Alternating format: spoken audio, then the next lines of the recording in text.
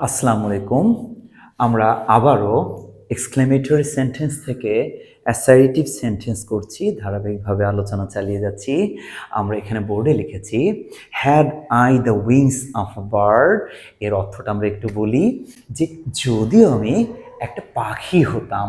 এটা exclamatory sentence, আমরা এটাকে অ্যাসার্টিভ সেন্টেন্সে করব। এই হ্যাড মানে কি? হ্যাড অর্থ হচ্ছে যদি। হ্যাড অর্থ কি? যদি আমার পাখির মতো ডানা থাকতো। তাহলে অ্যাসার্টিভ সেন্টেন্স, এই যে এক্সক্লেমেটরি সেন্স থেকে এটাকে আমরা অ্যাসার্টিভ সেন্সে নিয়ে যাব। এর আগের ক্লাসগুলো যদি আমরা বুঝতে পারি তাহলে আমরা জেনেছি অ্যাসার্টিভ সেন্টেন্সটা অ্যাসার্টিভ সেন্সে নিয়ে আসতে হবে।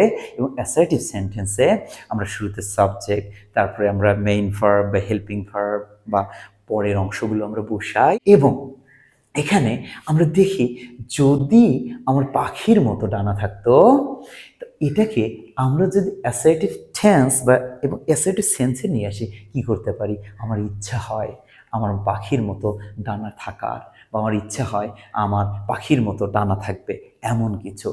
এই যে আমার ইচ্ছা হয়, এর ইংলিশ কি? I wish.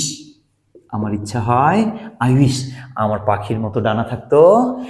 I wish I had the wings, পাখির উইংস অফ আ বার্ড। তাহলে হ্যাড মানে যদি, এইটা দ্বারা এক্সক্লেমেটরি সেন্টেন্সের মিনিং দিচ্ছে এবং এক্সক্লেমেটরি সেন্টেন্সটা হয়ে যাচ্ছে, তখন এই হ্যাডটাকে আমরা শুরুতে না নিয়ে আমরা অ্যাসার্টিভ সেন্স করার জন্য শুরুতে আমরা নিতে পারি আই উইশ, এবং তারপরে আরেকটা অংশ আমার পাখির মতো ডানা থাকতো, তখন আমরা আবার নিয়ে আসছি সাবজেক্ট।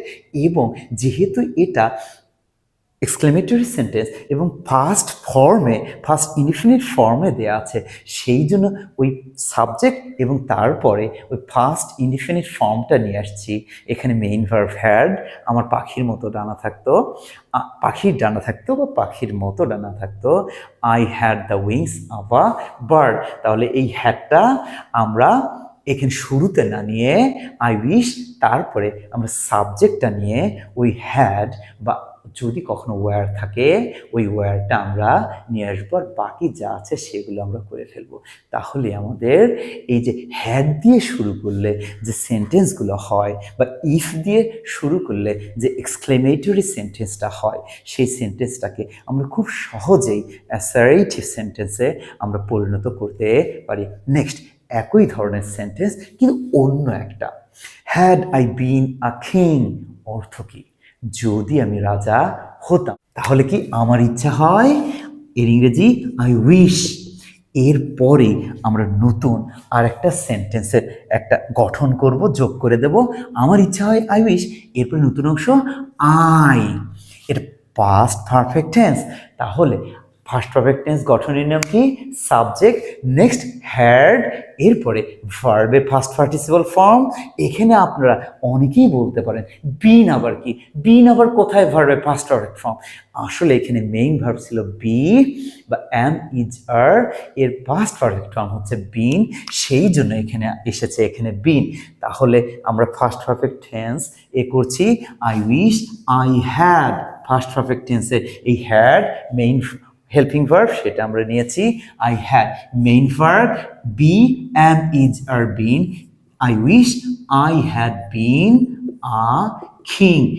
এর আগে ছিল এক্সক্লেমেশন মার্ক, এখন আমরা দিয়েছি ফুল স্টপ। তাহলে আমাদের কি হচ্ছে? যদি আমি রাজা হতাম, had I been a king, এটাকে অ্যাসার্টিভ সেন্টেন্সে করি।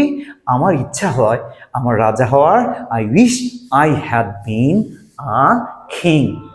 তো সবাই আপনারা ভালো থাকবেন। আসসালামু আলাইকুম।